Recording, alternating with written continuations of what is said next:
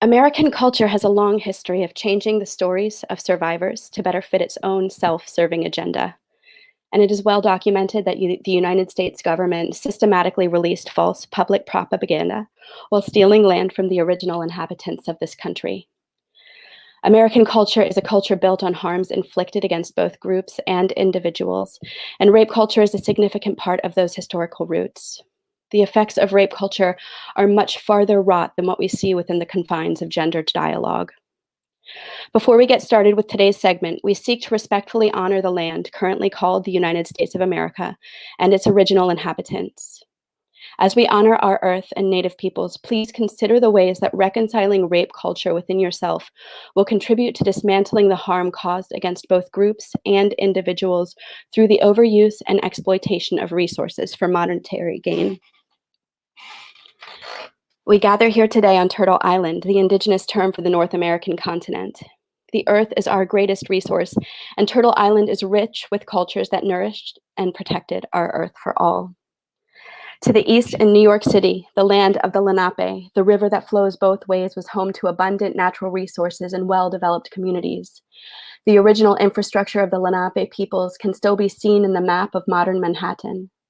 The Lenape are still here, now called the Delaware Nation, and located throughout New Jersey, Oklahoma, and Canada. I ask you to join me in acknowledging the Delaware Nation, their elders both past and present, as well as future generations.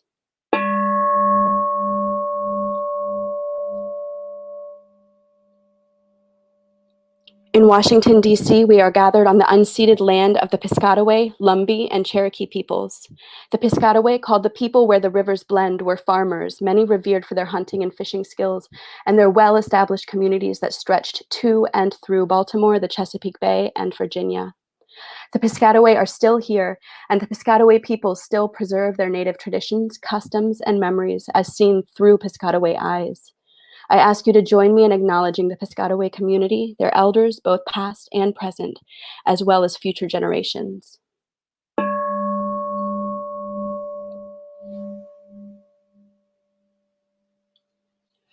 To the south, Puerto Rico, called the island of Orican by the Taino and Arawakan peoples, remains an unceded, unincorporated territory of the United States. The Arawakan were complex in culture, social structure, and spirituality, with democratically determined governing systems and matriarchal households, and the Taino introduced many implements still used in modern living.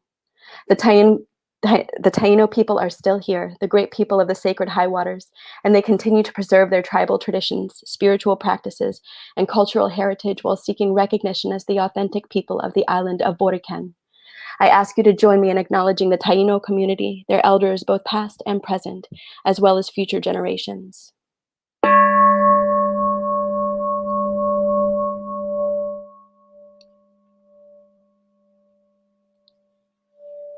To the west, California is home to more people of Native heritage than any other state in the United States. There are currently 109 federally recognized Indian tribes in California and 78 entities petitioning for recognition. In the greater Los Angeles, there are 14 federally recognized tribes, and the land is still home to 3 federally unrecognized tribes that predate the establishment of the California missions, the Chumash, Tongva, and Tataviam peoples.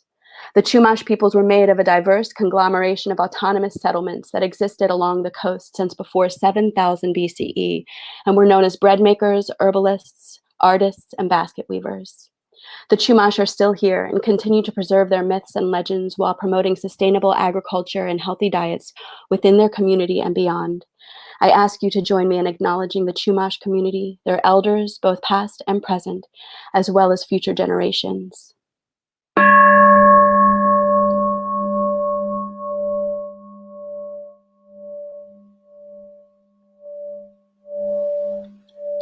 To the north, the Indigenous peoples of Canada are the Inuit, Métis, and First Nations. The Indigenous cultures of Canada are vast and far-reaching and had formed complex social, political, economic, and cultural systems long before Europeans came to North America.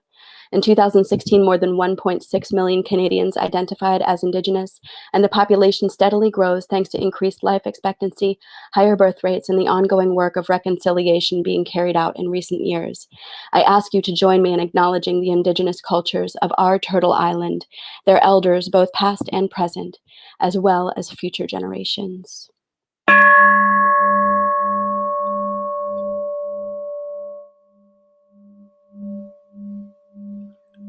While a land acknowledgement is not enough, it is an important social justice and decolonial practice that promotes the visibility of marginalized communities and serves as a reminder that we are on sacred land. Indigenous Americans with cultures just as vast and diverse as those named here today have acted as stewards of the sacred lands of Turtle Island, our forests, rivers, and meadows for over 14,000 years, maintaining the balance of the earth for all beings on this planet. Enslaved Africans used their own hands, sweat, and blood to build the American economy as we currently know it. By acknowledging this history, we can find truthful relations both to ourselves and our earth, and will more effectively shape the future of this planet.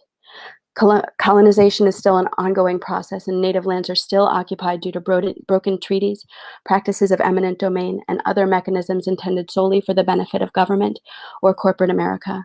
May our actions today work to reconcile the repeated violations of rape culture in order to create a safer world for our next 7 generations.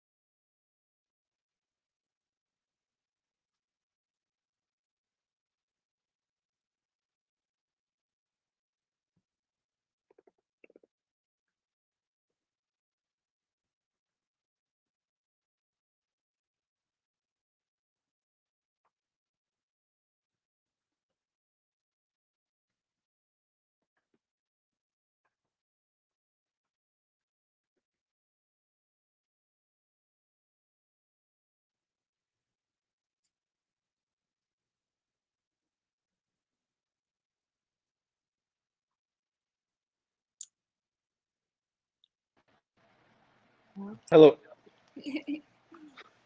Hello, everyone. Hello. Hello. Hello. Hi, everybody. So happy to be here with you tonight.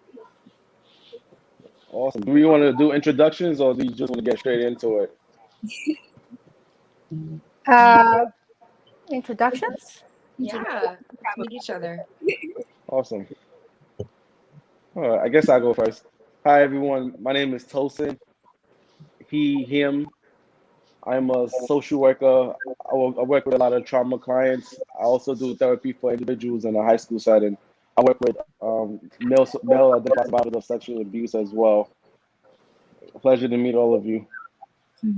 Nice to meet you. Yeah. Nice to meet you. I'll go. I'm Velu.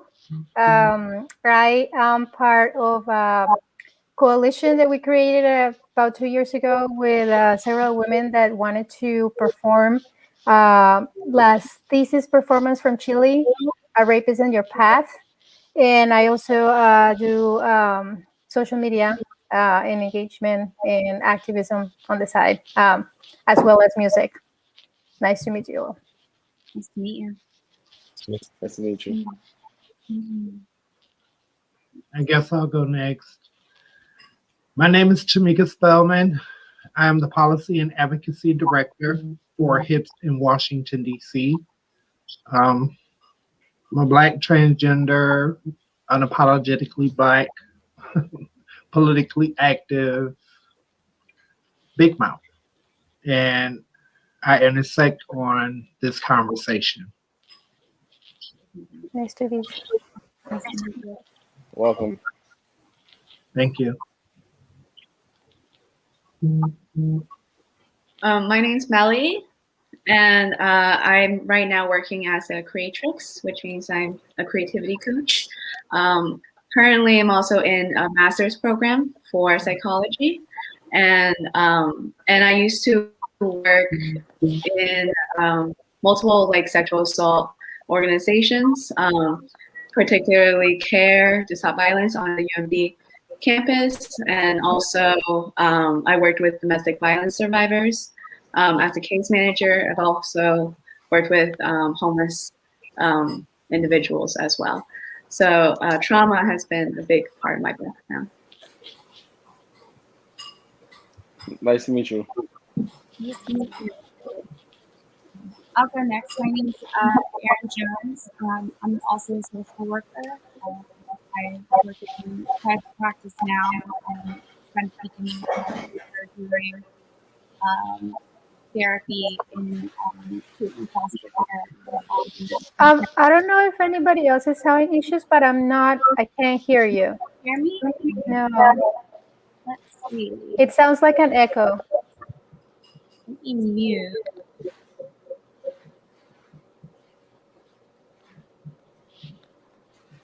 How's this? I Better? think that's better, yeah. Okay. If it starts to echo again, let me know. So my name's Erin. Sorry about that. Didn't mean to do whatever that did to everybody's eardrums. I'm also a social worker, like Tosin. I worked in treatment foster care for the beginning of my career for about 6 years. It's still echoing? A little bit, yeah. I don't know if you have maybe like the live going on that, like that sometimes that happens if you have it like on volume up. That might affect. And I think we just lost. Somebody wants to go ahead and introduce themselves while I try to figure this out. I can come back.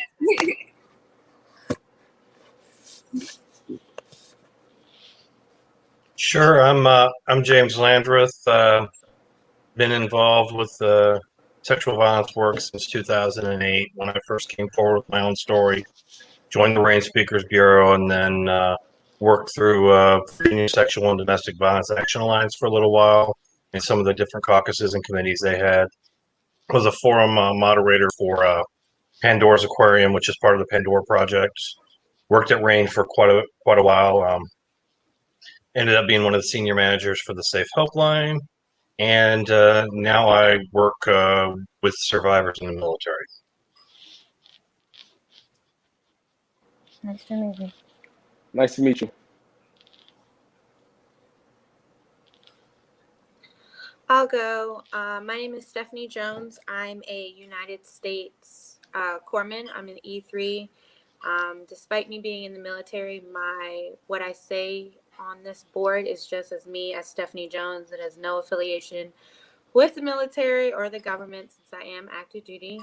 I'm also a behavioral health tech, and I'm also a SAPR victim advocate for the military, Army, and Navy side as well.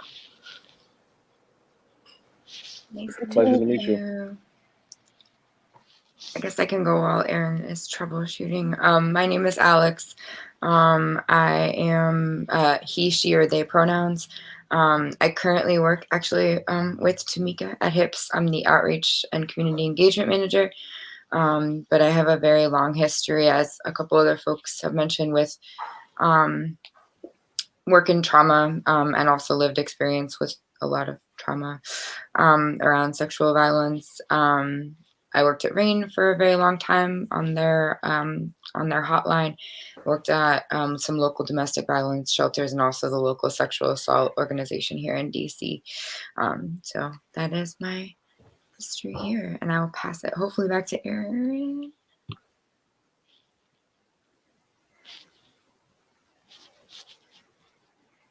Looks like you're on mute. I am still on mute. I'm not sure if I can get it switched. It works. Oh, yay. Okay. I don't know what happened, but I'm glad that worked. My name's Erin. My pronouns are she, her, they. I'm also a social worker. I think I got to that part a couple of times. I worked in treatment foster care for 6 years, mostly focusing on therapy with adolescent girls for the first 3 years, and then doing case management for the following 3. I've been in private practice now for about 6 years. I work with a lot of survivors, mostly domestic abusive relationships. I work specifically with the queer and LGBTQ community and trans youth. I think trauma pretty much impacts just about like every aspect of what I do. In my spare time, I do things like this and make art that sometimes upsets people. But I'm really happy to be here with everybody tonight. Thank you. Likewise. Heck yeah, the art that upsets people. Yeah, right. Well, I think that's kind of the point. Like, at least in some cases, it can be, absolutely beautiful, but like beautiful doesn't necessarily always communicate like things that are important to communicate. Also, like, I will just like add a little aside. If any of you catch me like beaming while Stephanie is speaking, like it's my little sister. So I'm really excited to be here with her tonight and just wanted to nod that out too. Thank you. Thank you. Thank you. Well, I guess we should start with what is trauma for every one of you. And I mean, it looks like this conversation is a little bit more of a conversation, actually. Yeah. So that's great. I won't start first. You say you will or you won't? I won't. I'm fine with starting first. So for me, trauma. Well, I work with 2 specific, totally different demographics right now. Like I said, I work in a high school with high school students from age 14 to 18, and I also work with male identified survivors of sexual abuse. So trauma, to me, comes in 2 different forms. But I think the core of trauma is knowing something happened to a person, to an individual, that has affected their opportunity and their ability to cope with their situation. So when you're unable to cope with something, something happened, but you can't cope with it, you can't quite deal with it on your own. That's where I see trauma as. How do you all feel about that? I just wanted to mention that I'm sure that everyone is having the same. I heard you, but it sounds kind of like it. I don't know, like a shortcut every time you talk. So just so you know. Okay. But I mean, I heard everything. It's just like it sounds like it, like a shortcut every time you finish a sentence. Okay. I think right now it's fine, but anybody else wants to go?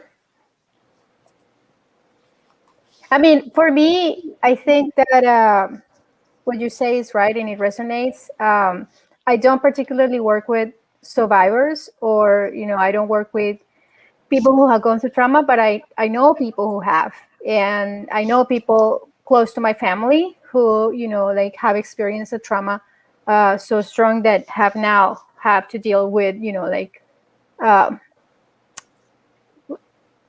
just mental, like when a doctor already tells you that you're already suffering from something specific. And I think it's important to say that in my research in trauma and trying to understand what really trauma is without being an expert, is that everybody is different, and some people react to trauma differently, and they might experience trauma in different ways, and some people might experience something not right at the time where they experience the trauma, but like later in the years, and it might not necessarily be emotional, but it can also be physical. Mm-hmm. So a lot of the diseases and a lot of the the issues that we might face right now might have a correlation with trauma. Having lived experience as a survivor of multiple rapes, my body starts immediate response was the pain of the rape. Because when sex is not wanted, it hurts. It hurts a lot. And then there's the emotional damage that I'm going through at that one particular moment in time. How dare they assault me in this manner? You know, let me give you a little background. I'm a 40-year sex worker, doing this for 4 decades, and I've had a lot of very nefarious encounters with law enforcement. They were the overall bulk of who raped me, and the culture behind police rape needs to be addressed. You know, and we're dealing with physical pain, emotional trauma, and then me trying to cover this up with drug use and being criminalized for that. They really never criminalized me for sex work because they wanted to continue to use me for that. And I felt like I was being trafficked by police officers because more kept coming to me. You know, and then there's like this psychological abuse, knowing that I'm kind of trapped and my only recourse to get away from them was to relocate. I moved around quite a bit because this is not a problem that I only experienced here in the District of Columbia. This is a problem that I experience everywhere that I have lived except for Indianapolis, because that was when I transitioned from street-based sex work to internet-based. You know, I removed myself from their grasp. And when I did end up having to do street-based sex work again, that was during the time when the gentrification of DC was happening. And they didn't care anymore. They were just out there arresting everybody. You know, those were the times when I actually got arrested for prostitution. You know, but this whole culture behind how police can continue this abuse with impunity. And the pain that they've caused me, I don't trust any of them. And I have some members of my family that are police officers, and I don't trust them no further than I can see them. So this is a long-term type of problem. This isn't something that happened then, and I try to remove myself from that so it doesn't happen anymore. But I carry this with me on a daily basis, and I have to mitigate so that I can be productive and bring about some change. You know, so the harm that comes from being raped does not end when the rape stops. I carry this everywhere I go, you know, and I talk about it because it has to be talked about. You know, I'm sitting here hurting, and forgive me, but I am smoking because this is a very sore subject for me. And I'm not going to lie, I'm a little saucy. I've been drinking because this is how I cope. I may turn my camera off from time to time. That's right. I was going to say, Mama, if it makes you feel any better, you're not alone. Yeah, this is hard. This is really hard. Yeah. And I'm a pass with that. I just want to back you up, Tamika, because I think you always touch on so many important things, but I think one of the things that I always think is important to pull out when we're talking about what is trauma is that I think for good reason, for understandable reason, we think of it as like a single incident, and it often can be a single traumatic incident. That's absolutely a type of trauma, and and is one that we're discussing tonight. But there's also the kind of multiple other types and forms that trauma takes, chronic developmental trauma, especially. So when you're I guess when I distinguish between those two, I say developmental more in the sense of it has a particular effect on your development in your brain when you're younger, when you're a child or an adolescent. Which is not to negate it happening as an adult. It just has a different impact on the way that your brain develops because your brain is still so malleable at that time. And then on top of that, there's also intergenerational trauma and all of these systemic traumas that Tamika was talking about. And so I think like these things can layer, and you can have a single incident of trauma, but then you can also have chronic trauma that accompanies that, or intergenerational trauma that accompanies that, or any number of other things.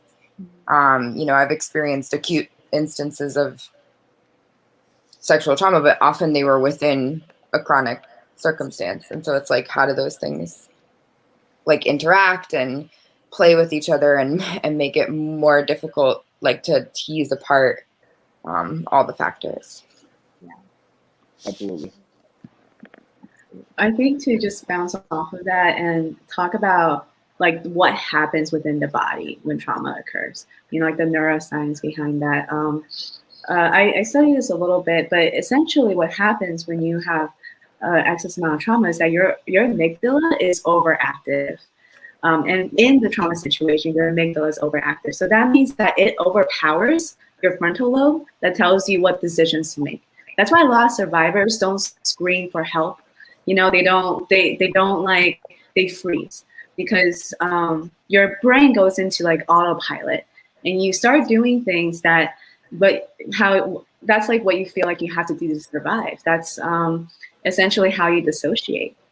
And then in addition to that, the other part that's impacted is your memory center, your hippocampus.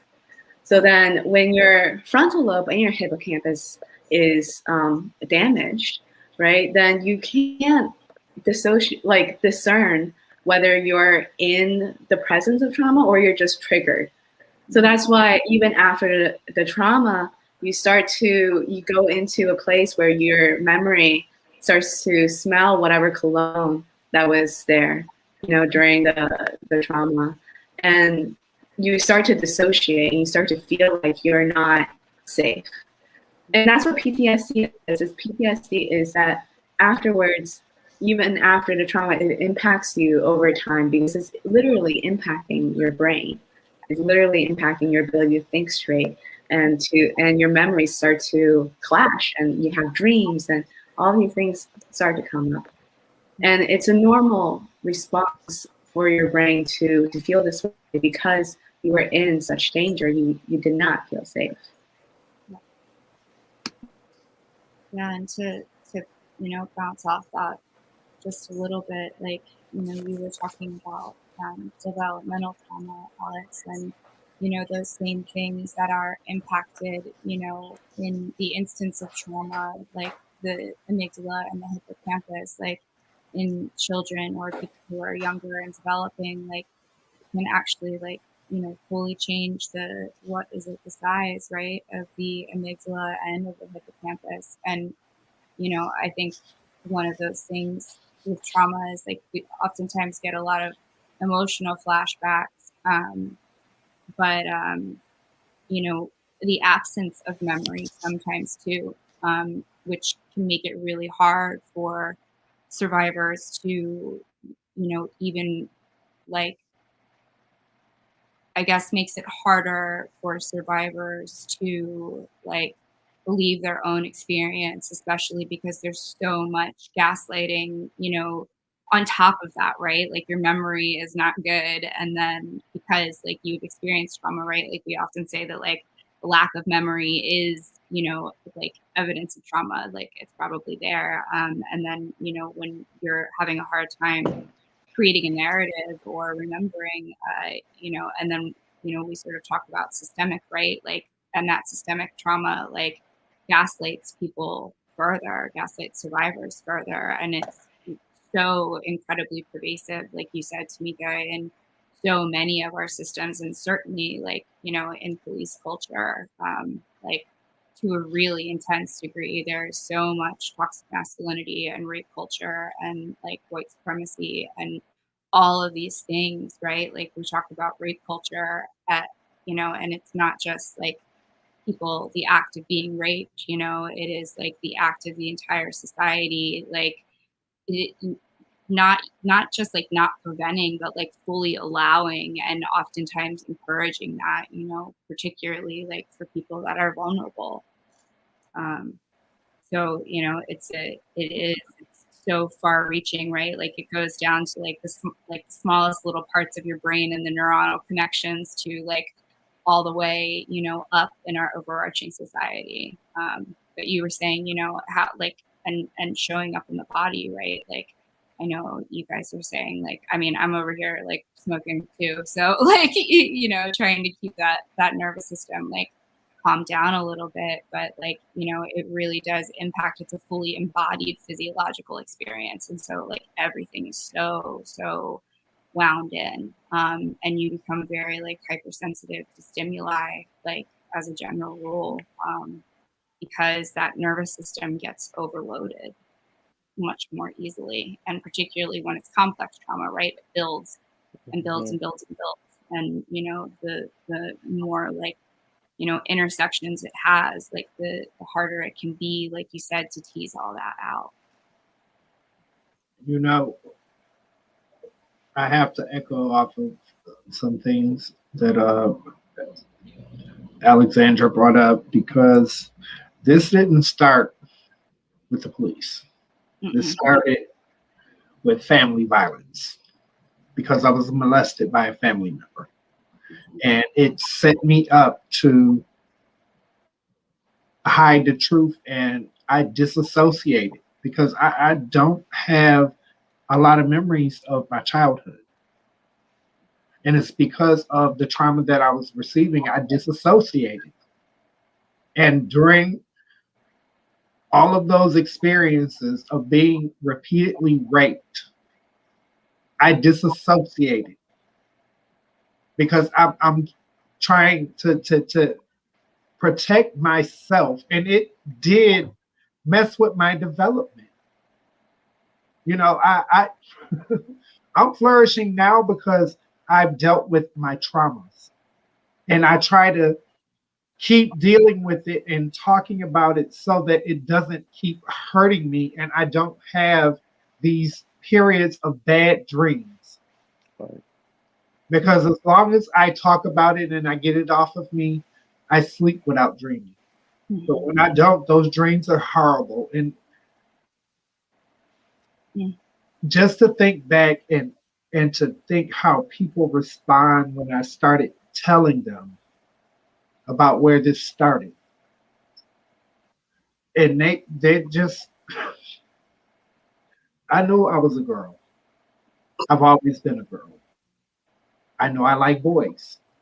But don't take and try to minimize the experience and say, okay, well, that's why you're like you are now. No, I was a girl. I was dressed up already. And I have memories of that. But then there are a lot of cloudy memories and places and things and times that I don't remember.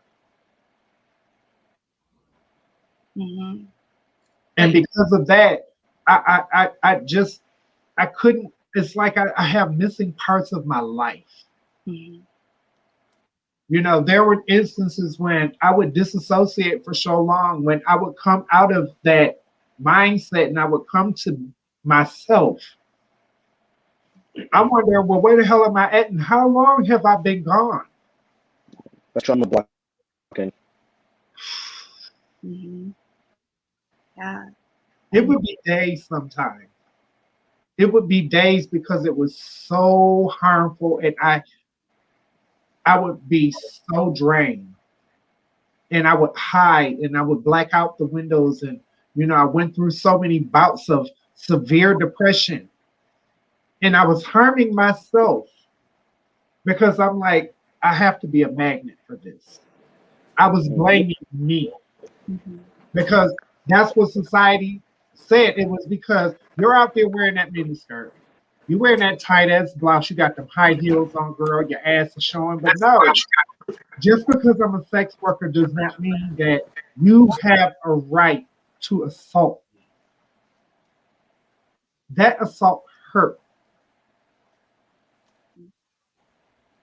Yeah, it's not an excuse, and even like women who are in social workers, regardless of what they're wearing. I mean, I've been assaulted physically in that regard in catcall, and I wasn't wearing anything provocative for what they said. It was a school uniform when I was 14, 15 years old, and um, yeah, and a taxi driver, and you always remember.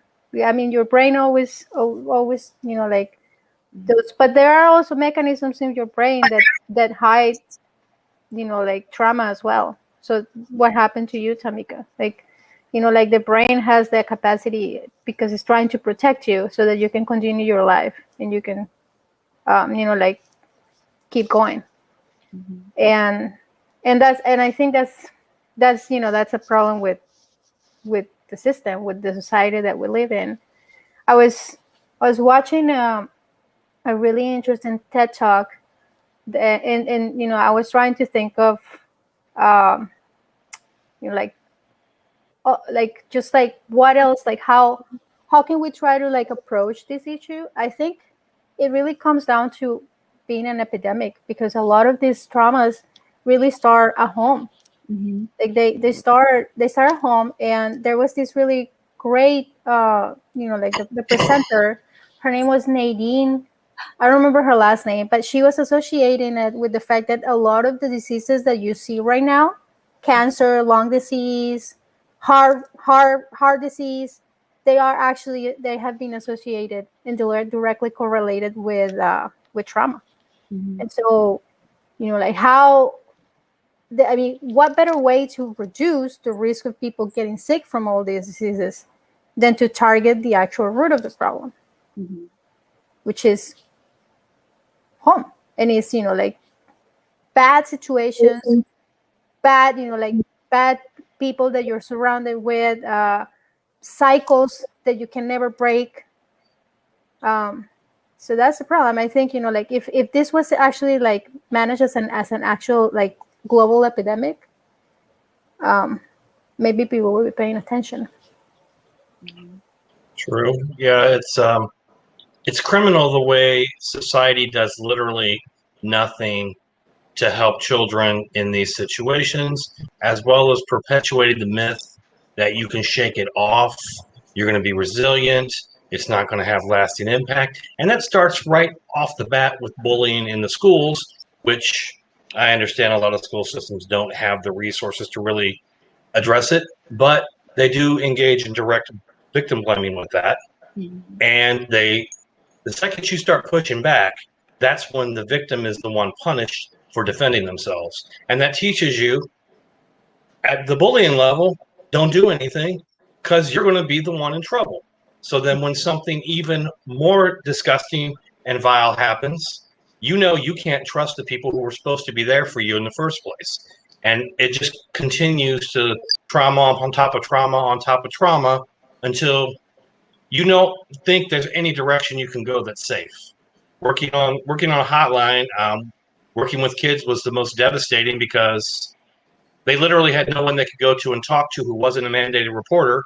And then if the social working system is not overwhelmed in that area, maybe somebody will come and check on them. And most unlikely, anyone's going to be taken out of the house. You're going to end up with a situation where now the perpetrator knows that they got turned in and things spiral out of control. And now it's even worse for the child than it was before.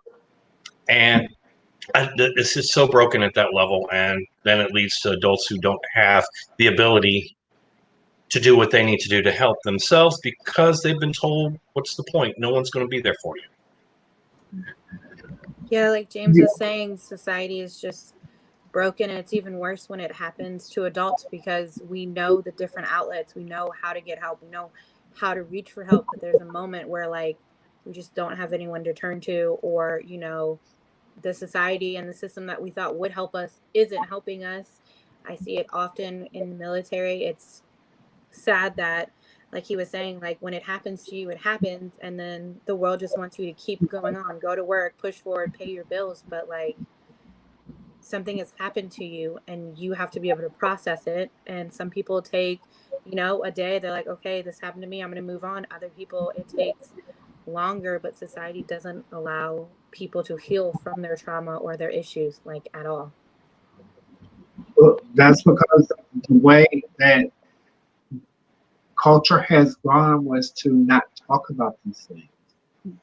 You know, I grew up in the 70s, coming through school, and a lot of the services that are available to LGBTQ people did not exist then.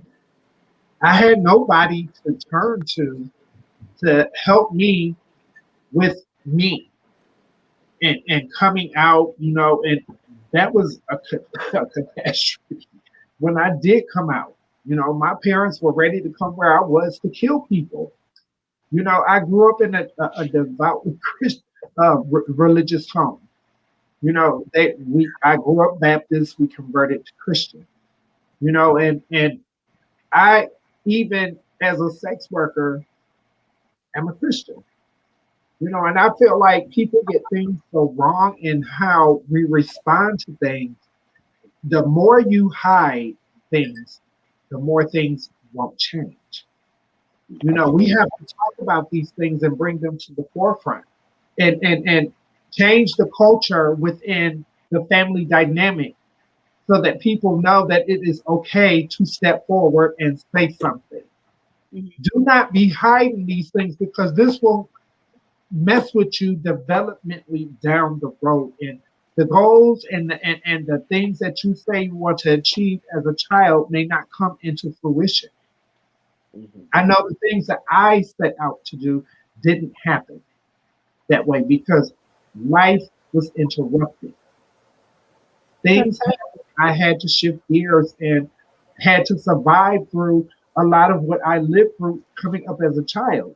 And then to be repeatedly assaulted by people that are being paid to safeguard me.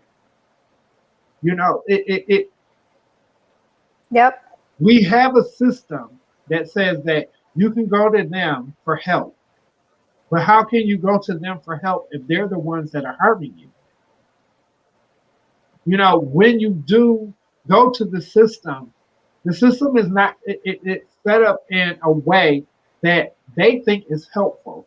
And sometimes it is harmful. It doesn't respect what I need as a person. Yeah. It respects that box that they try to shove everybody in. Sometimes we need to think outside the box. That's the problem and why people do not talk about it. This is why people don't come forth.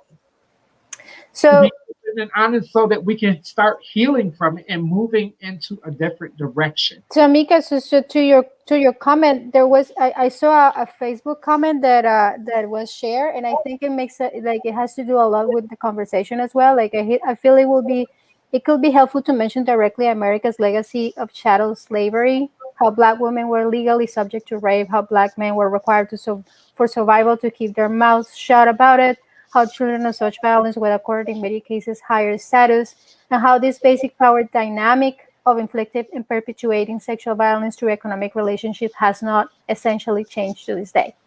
Systemic racism and rape culture go hand in hand. I mean, after so many hundreds of years of conditioning, did you think it would change in just 100? I mean, and there wasn't really real freedom and equality. We've had incremental steps that still have us bound. And it the biggest binding that still exists is up here. We are harming and doing things because it has been conditioned into us.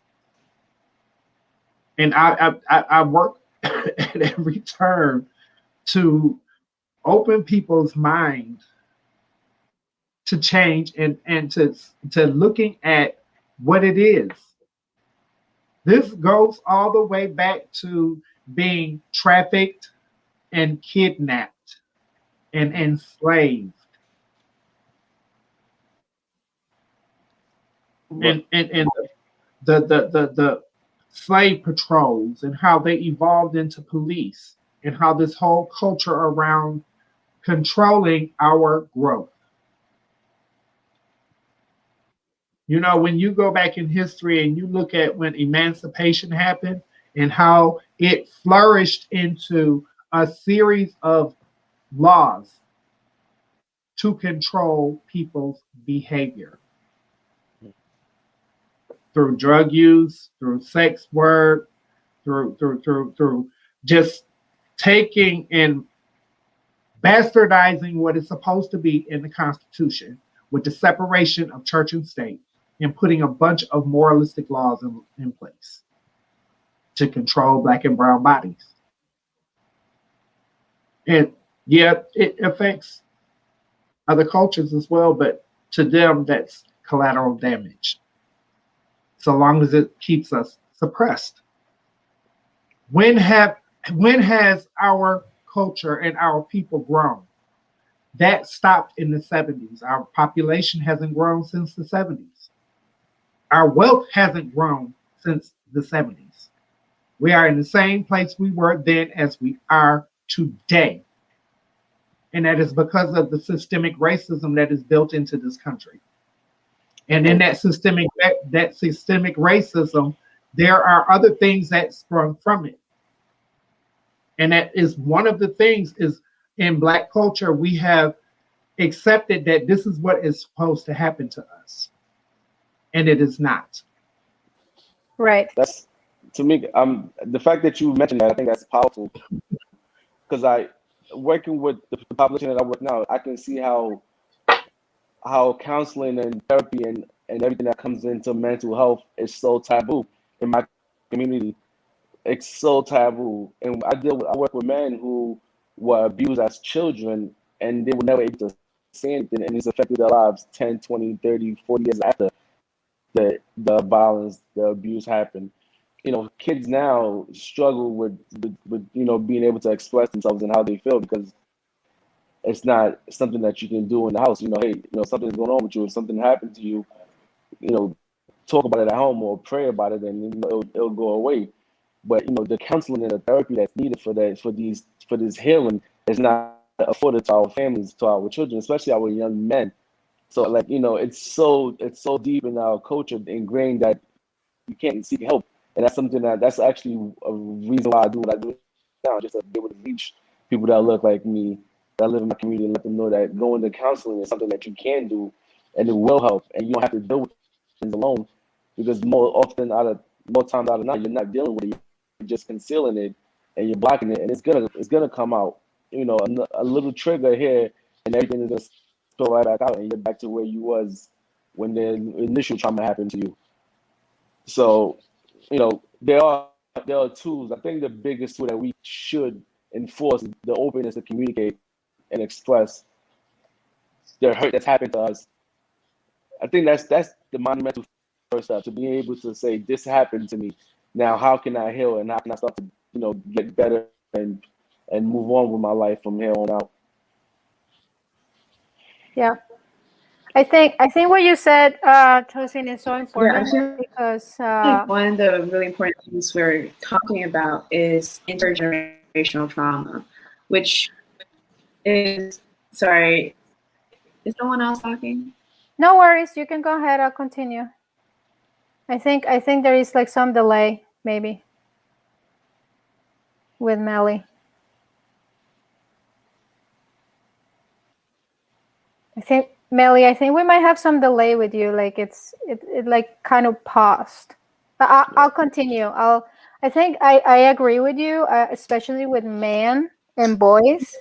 They're so not used to like seeking help, and they are more prone to suicide. So like the suicide rates of you know, men and boys, because they are conditioned, you know, under this society that you have to act a certain way, and you're not supposed to show your feelings, and because that's the way to be a man. So I think what you're doing, your work, I think it's really important, and I agree. I mean, I think that the main thing that we can do is to spread word, and to have people like Tamika, like everyone here, to be outspoken and be a role model to like the future generations. Because if people hear stories, if people um, have other people that can look up to and see that, okay, like, so I'm not alone, I can I can feel this way and it's okay, then we're doing something different. And like, keep breaking the barriers of the system. And unfortunately, it's a big giant mess. But if people like us continue to push forward and try to make like create conversations like this, talk to our peers, tell our families and our friends that it is okay, tell our fathers or our brothers and our sisters that it is okay to talk about this stuff, and that it's okay to have like the taboos of like having mental health problems. It's such a big problem, like like just saying that you have anxiety, or that you suffer from bipolar disorder, or that you suffer from depression. Those things, like they need to be addressed, and they need to be talked. Like, it's just another problem that we have, and it's okay, we have to address it, and we have to accept that this is happening. But how can we move forward to make sure that everyone has the support in our communities? Absolutely. Yeah, I agree. I think an important aspect of that, though, and I think that obviously everybody on this call is not, this is not about anybody on this call, but I think societally, often people get left stranded, right? Like, if people do come forward, it's like, do they actually receive that support? Do they actually have a community behind them? And so frequently that's not the case. And so, like, how do we build, like, we have to build a broader societal change. It can't just be survivors by themselves, like being like, hi, hello, here's all my trauma. Now everybody else is going to magically, no, they're not going to do the work. They're not going to do the work. Like, we have to have a societal shift to understand trauma, and for people that haven't experienced as much or any trauma. Like, and I see this happen all the time, where it's always the same pocket of people who have all been through so much taking care of each other, and then the no labor being extended beyond those very small circles of people. And I just don't think we can move forward without some kind of like broader societal investment, because this is affecting us in so many ways, and we could have a more like loving and compassionate and supportive society if we all approached each other that way. And that also includes, like, as you mentioned, like, yes, accepting like anxiety and PTSD and all those other things, but also accepting the less pretty things, accepting substance use, accepting other forms of coping mechanisms that are like deeply, deeply frowned upon, and like often very, very necessary in this really, really awful system. Like, sometimes maybe what feels like the only option for people at that time. I just would be loath if I didn't bring that up. I mean, it should, like, definitely it should be included, decriminalization of like substance abuse, like including that in the work of like, how do you support people. Yeah. I think a lot of people also don't realize that they have gone through trauma, or like they think that they're just some sort, like somehow like they just don't. But I'm like, one way or another, sure, I mean, there are different traumas, but the problem is that they just don't associate it with that. They're just like, oh, like, I remember having a conversation with a coworker a long time ago. Thank God I'm not in that organization anymore. But I was talking about how, like, trauma and abuse and domestic violence specifically affect a child, or affect an adult. And her response was, well, the majority just bounce back.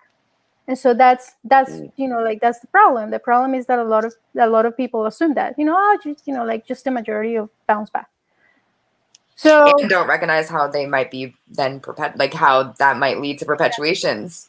Yeah. well, exactly, and and that perpetuates the whole problem because they're like, oh, you'll be fine. But that's not Also how minimizing. it doesn't I'm happen sorry. like. I was. Is Mika speaking? Okay. Who's going first? It doesn't happen like that. You know, Go ahead, Tamika. Go ahead. I didn't bounce back right away. You know, Right, Right. some right. people, even those that they think have bounced back, have life problems. They just are good at hiding it. Mhm. And it comes out in other ways. Yeah. You know, if they have children, they can continue the abuse there.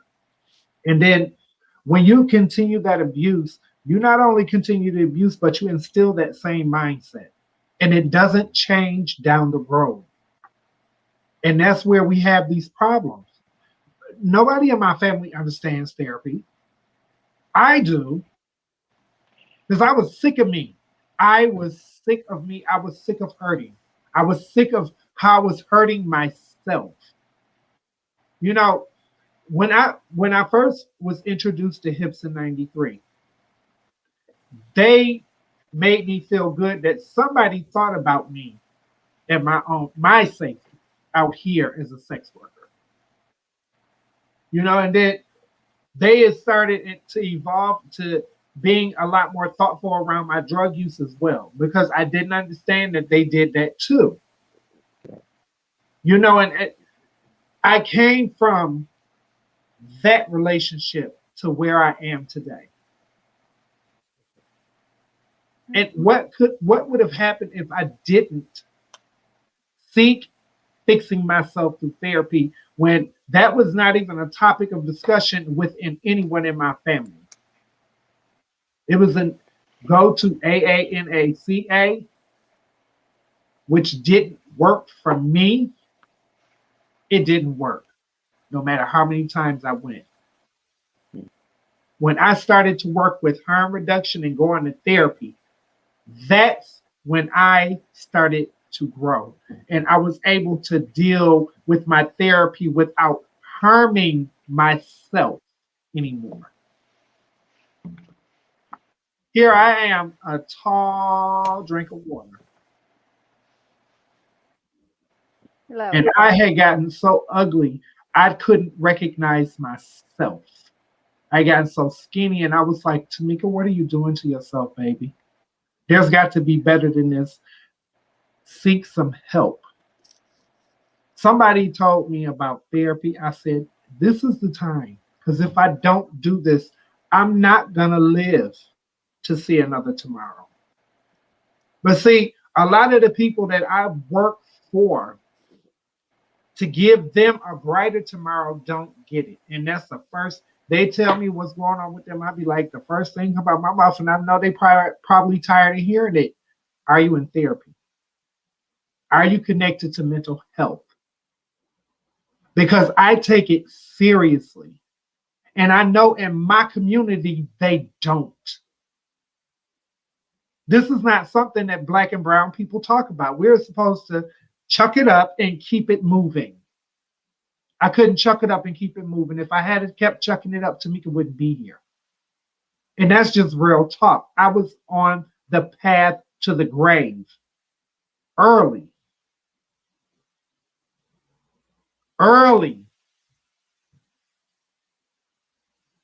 And it was because there was nothing out there for me. And I did everything I could to be a part of changing that. And because I know where I got it from, I'm trying to direct people to it. I don't adhere to the abstinence only. But if that's where you need to be, of course, I'm going to push you there. But I'm going to always push you to harm reduction too, because I feel like they all can work together. Because in harm reduction, I wasn't hurting me. When I was doing abstinence only, I suffered immensely. The court systems weren't helping me. I think mental health court is a joke. It shouldn't exist. We need mental health assistance before it gets to that point. The police should not be mitigating our mental health. And this is what it boils down to, redirecting these funds from policing back to investing in the people. This is where we are messing up. If they had been investing in me a long time ago, just imagine where I could be today. Just imagine where Tamika could be today. I might be sitting up in Congress, working on better legislation to change the way this country is going. It's not going in the direction that people think it should be. And it's time for us to push that change. And that's why I'm here, to make sure that we're staying on track. What we should be talking about in the larger conversation outside of these rooms. Talk to your legislators. Talk to your city council, your state legislators, and even if you have to, reach out to your congressmen, your representatives, because they're supposed to be listening to the constituents, and that's us. We pay them. Well, you've got my vote, Tamika. Preach. Sure. I got a felony, and they ain't gonna let me get up in here. But it looks like we're like finishing. We're like done with for the first I was day. gonna But like say, did you have something to say? Because I thought you any last Good. words from everyone? Oh my God, that was an hour. That was an hour. Melly, Stephanie, James, I don't know. I feel like, and Aaron. Yeah, I mean, what I was just going to say earlier was about like addressing that intergenerational trauma. One of the things I noticed when I was working on the suicide line was a lot of people who were talking about suicide said, you know, my mother committed suicide, my grandmother committed suicide. And all of that is because the way that we react to trauma is really what is important. And that's how we can take things back into our own hands, you know. But when we're growing up and we see people and we see our parents fighting with each other, we think that's the way to resolve conflict. But really, like, and then when you grow up, that's what's ingrained within us. If we think defense is how to resolve conflict. But I think what Tamika and everybody was saying is therapy. You know, like being able to talk to someone to really reframe that within our minds is how we're going to move forward and how we're going to take power back. Yeah, I agree. Therapy is important, especially as someone who is active duty. Like when you hear mental health, 9 out of 10 times, everyone is like, no, I don't want to go. They're going to kick me out. I'm not crazy. I'm not insane. But as someone who worked in mental health, like you can ask my sister, when I first thought about therapy, I was like, this is stupid. No one has this many issues. No, come on.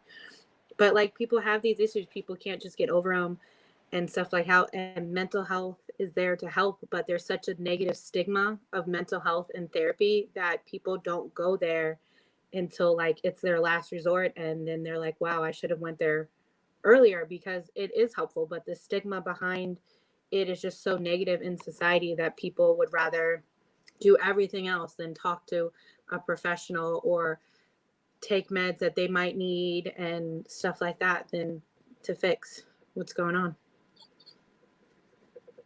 Yeah, this part of it's also the insidious history of in the military using survivor therapy as an excuse to kick somebody out and say they have an unspecified personality disorder, which is a way of shutting the survivor up, getting them out the door, and sanitizing their stats.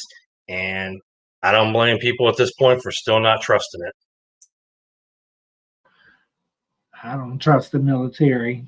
I had a negative experience in that area as well. I am a veteran, and I was raped during the time I was in the military, and it was so disturbing that I knew that I was going to either be punished severely because I was missing for 3 days at this point. You know, and listening to all that they said, I'm like, okay, well, they're going to protect me because someone assaulted their property. They called me their property. So I felt like they might protect me, but then on that same token, I knew that they were carceral. Negative experience. And, I was young. I didn't know any better. I had kids and I'm trying to think about their future. And I wouldn't do that again, ever. Yeah, I mean, from But the they from the hurt. experiences, I mean, what you see on the news, I mean, like just alone, it just very doesn't seem, yeah. driven.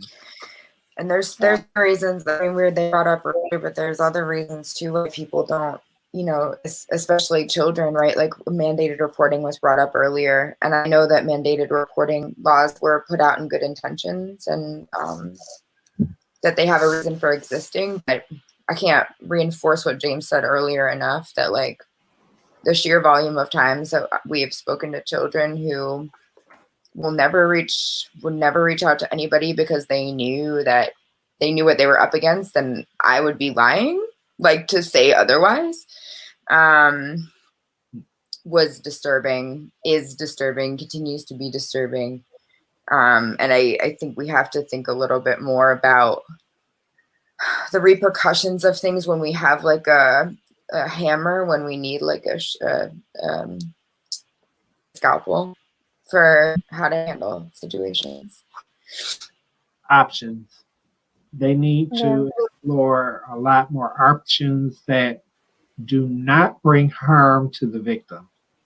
And that's what the problem is. They don't think about the victim's rights and their protections and how this is going to affect them in the long term. And as much science and research as there is available, why haven't they changed their ways? This is not like this is a new discussion, though. They have ample research, studies, and data. Yeah. What's going on with the legislators?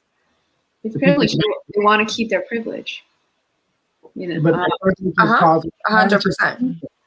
Yeah, it comes from the patriarchal system, unfortunately. I mean, that's comes directly from that. I mean, it seems like we need to continue these conversations. Luckily, we have more of these. 1 hour isn't enough. 1 hour isn't enough. So yeah, join us in conversation next Saturday at 7 p.m. Yeah, thank you, everybody. Thank you for joining us. Take care.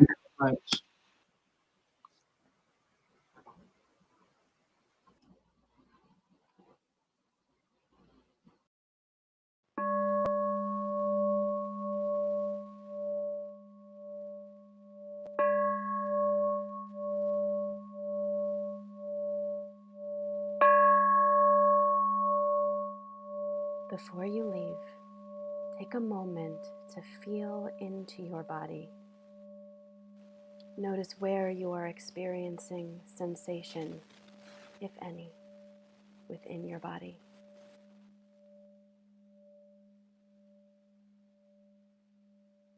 Now begin to reorient yourself to the room around you. Look to your left. Look to your right. Look in all directions, including behind you, and notice that you are safe here. Take a deep breath here.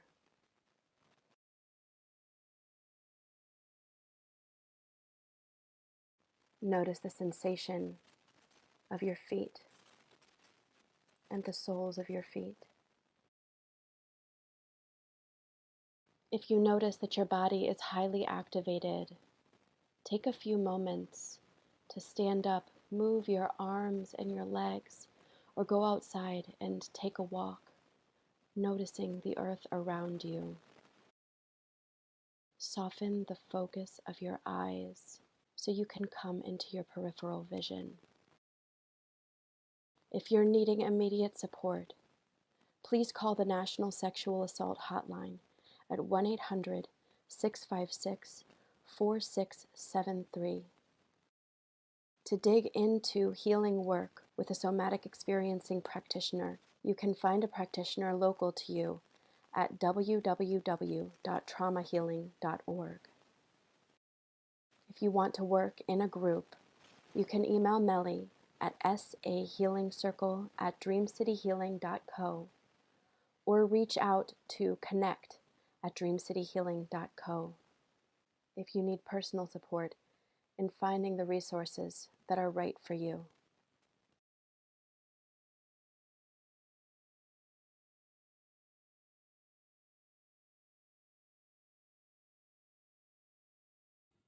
Keep doing the work. It's worth it.